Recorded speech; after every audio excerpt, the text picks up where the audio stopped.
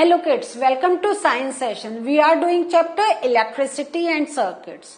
So today is the last session of this chapter और फिर हम लोग जानते हैं नया चैप्टर स्टार्ट करेंगे.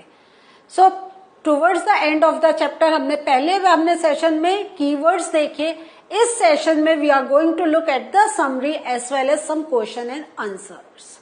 So let us start the session और देखते हैं कि summary में हम लोग क्या क्या चीजें पढ़ रहे हैं. हमारा जो इलेक्ट्रिक सेल है this is the source of electricity. तो आपसे ये इस चैप्टर में से फिल इन द ब्लैंक्स बहुत पूछे जाते हैं. तो इसमें आप क्या डैश करके पूछा जा सकता है dash is a source of electricity. So आप इलेक्ट्रिसिटी से आप बल्ब के बारे में सोच सकते हैं, रॉड के बारे में सोच सकते हैं, आप टॉर्च का करेंगे. लेकिन एक्चुअली अगर हम साइंटिफिक वे में देखें, क्योंकि हमें सोर्स करके पूछा जा रहा है, तो हमारा answer will go electric cell. Clear? जो इलेक्ट्रिक सेल है हैज टू टर्मिनल्स. अब तो हमें याद हो गया है कि पॉजिटिव एंड नेगेटिव टर्मिनल्स. ये अब आई एम वेरी श्योर कि अब आपसे कभी भी कोई सोते हुए भी पूछेगा you can say the answer, है ना. हम लोगों ने इतना उसके बारे में we have learned and discussed. दूसरा जो पॉइंट हमारा इंपॉर्टेंट है, जो इलेक्ट्रिक बल्ब है that has a filament that is connected to its terminals. Now this is very very important point for you to remember. देख रहे हैं हमने कितना डिटेल में हमने पढ़ा था कि वो फिलामेंट होता है, वो थिक वायर से होता है. थिक वायर फिर नीचे बल्ब के टू टर्मिनल से अटैच होते हैं. So for that long process हमने आज क्या करा है, थोड़ा सा इसको शॉर्ट फॉर्म में कर लिया है कि जो इलेक्ट्रिक बल्ब है that has a filament that is connected to its terminals. हमने उसको शॉर्ट कर दिया. अभी हमने थिक वायर्स को रखा ही नहीं है, क्योंकि with the help of those thick wires this filament is connected. Now think about this. ये मैंने पहले सेशन में भी बताया जब हम कीवर्ड्स कर रहे थे और जब I was taking the chapter. So अब आप इसको can you make a connection. कैसे हम कह सकते हैं filament is connected to terminals. कुछ समझ में आ रहा है?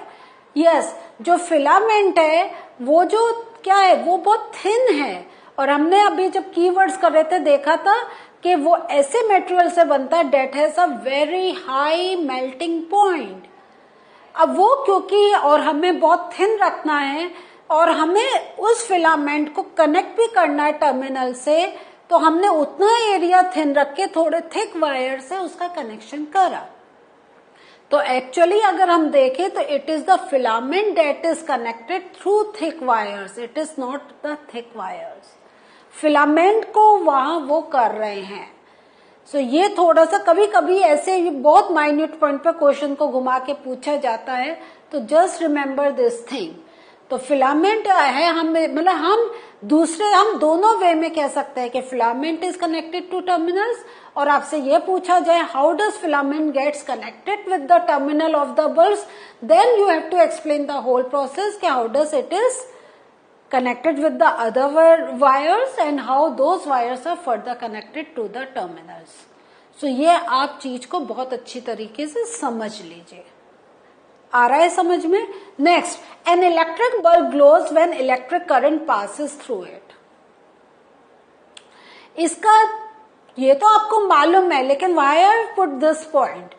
ये मैंने इसलिए लिया है कि आपसे जब ये क्वेश्चन पूछा जाए कि how can you make that the circuit is completed, how can you interfere that the circuit is completed.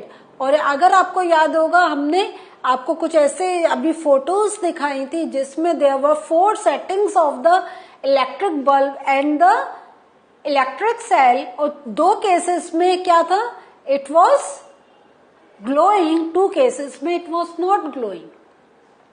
तो ये जब हम कह रहे हैं कि जब इलेक्ट्रिक बल्ब ग्लोस होता है, दिस गिव्स द हिंट कि whether the circuit is completed, whether the current is passed in the circuit.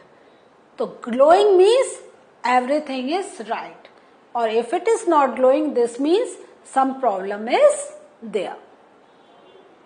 Clear? In a closed electric circuit, the electric current passes from one terminal of the electric cell to the other terminal. Clear? So, अगर आपसे question पूछा जाता है define close circuit, या अगर आपको circuit दिखा के कई एग्जांपल्स रखें एंड आस्क यू कौन सी पिक्चर में it is the close circuit and explain your answer, तो by looking at the picture you can justify which one is a closed circuit and then you can use this language to write down the answer. आ रहा है समझ में पूरा? Very good. तो in a closed electric circuit, electric current passes from one terminal to the other terminal of the electric cell. यहां पे देखिए one terminal of the electric cell to the other terminal. तो हमने क्या देखा था, जो हमने ये बैटरी देखी थी, फिर हमने इसमें क्या देखा था, यहां से इलेक्ट्रिक करंट पास हो रहा है, बल्ब में जा रहा है, तो direction is something like this. फिर बल्ब से it is coming again here, यहां पे ये बल्ब दिखाया था and it is coming here. So एक टर्मिनल से जाके दूसरे टर्मिनल में, एक टर्मिनल से निकल के दूसरे टर्मिनल में ये अंदर जा रहा है. Clear? Switch is a simple device that is used to either break the electric circuit और टू कंप्लीट इट. तो which takes the control of the electric circuit? It is the switch. ठीक है? सो ये तो अब डेफिनेशन में पूछा जाए you can give the answer, और ट्रू एंड फॉल्स में पूछा जाए then also you can give the answer,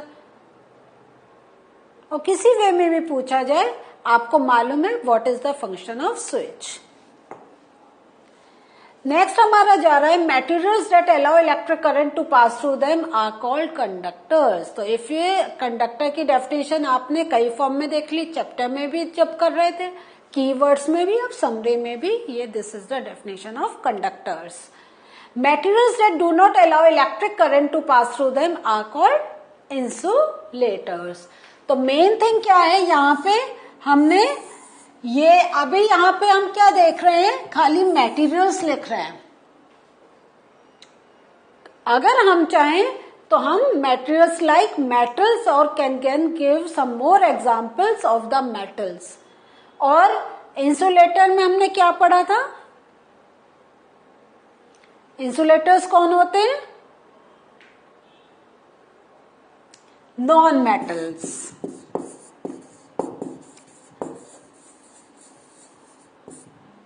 like हम हाइड्रोजन की बात करें, it is a non metal.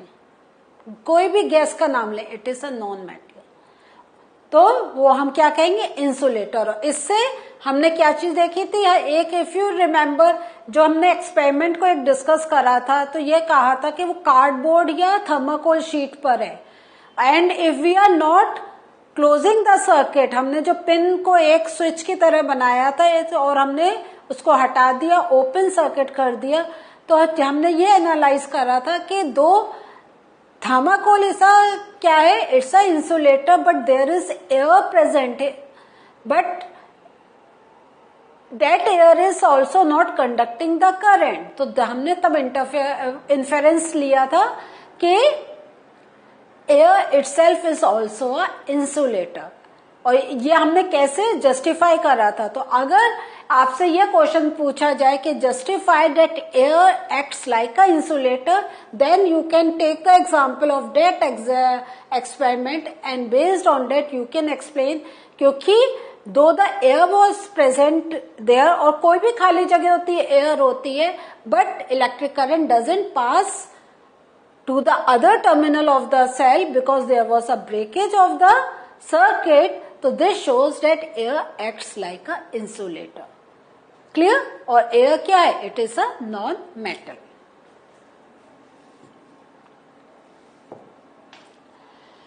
Some question and answers को अब हम डिस्कस करते हैं. Would the bulb glow after completing the circuit shown in figure if instead of safety pin we use an eraser? I have not written the answer here क्योंकि I want to discuss it with you and then want to write the answer. सो अगर हमने ये pin की जगह अगर हम eraser use करें, so if instead of safety pin we use an eraser, would the bulb glow? तो bulb will not glow, है ना? Now explain it. Because eraser is made up of rubber,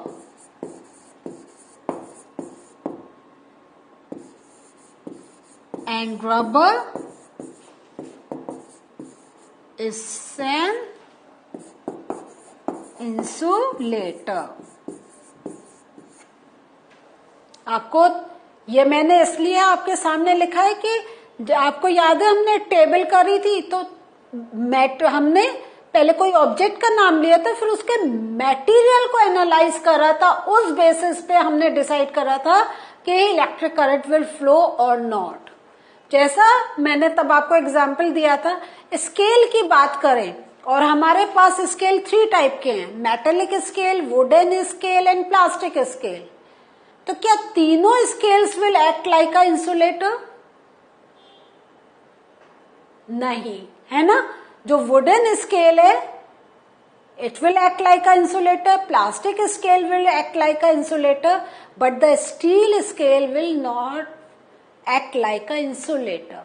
या अगर हम आयरन स्केल की बात करें, it will not act like a insulator. Why? क्योंकि वो जो है वो आयरन से बना है और iron is a good conductor. Clear? Using the conduction tester on an object it was found that the bulb begins to glow. Is that object a conductor और एन इंसुलेटर? एक्सप्लेन. तो conduction tester जो जिससे हम join कर रहे हैं, on an object it was found that the bulb begins to glow. तो अगर हमने जो टेस्टर यूज करा, बल्ब ग्लो हो गया है, तो ऑब्जेक्ट इज अ कंडक्टर और an insulator. Yes, object is a conductor. और फिर जो मैं चीजें आपको बार बार बता रही हूं कि it helps electric current to flow, आप you can give a explanation for this answer. अब आप अपने आप बना सकते हैं ना language? Good. Why should an electrician use rubber gloves while repairing an electric switch at your home? Explain. तो क्या हो गया? ये जो हमारा जो हम कह रहे हैं ग्लव्स हैं, तो ग्लव्स क्या हुए? ग्लव्स आर इंसुलेटर, है ना? Gloves are insulator. बस फिर आप कर दें कि insulator doesn't allow current to pass through them. So that's why electrician should put rubber gloves while doing the electric work. So यहाँ पे आप देख रहे हैं many a times I write down the answers here. अभी मैं इसलिए नहीं कर रही हूँ क्योंकि आप देख रहे हैं कि basic thing is there. हमें मालूम है कौन कंडक्टर है, कौन इंसुलेटर है, and why we are putting them to be a conductor या इंसुलेटर. हमें ये सब मालूम है, बस हमें ये सब मिक्स करके अपने आंसर में लिख देना है, nothing more. Clear? So what did we learn today? Today we have done the summary of this chapter as well as discuss some question and answers. Now you have a very clear idea how can you frame the answers. So see you all again in the next session with a new chapter. Bye.